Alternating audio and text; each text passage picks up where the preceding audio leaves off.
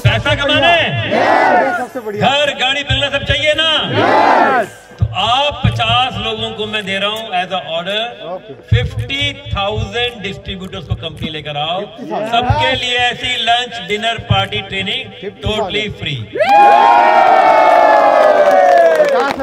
कुछ टारगेट लेके आना, कंपनी की तरफ से लंच डिनर पार्टी रहेगी, ट्रेनिंग रहेगी, बट 50,000। अगर मैं सोचूं कि इस साल में आप उसका 10 गुना कम कर दो, 5,000 लोग बनेंगे नहीं बनेंगे? तो 5,000 लोग भी ले आओ, मैं चैलेंज करता हूँ आप लोगों का बिजनेस 10 गुना हो जाए। पर आज कुछ बातें सुनना बहुत बार सुनी होंगी, पर इम्प्लीमेंट नहीं करते लोग। उन्होंने बोला दिल की बात तो यही है मेरी कि आप सब एक दिन आर्थिक आजादी पाओ, अपने सपने पूरे करो और करोड़पति बनो, ये मेरे दिल की बात है।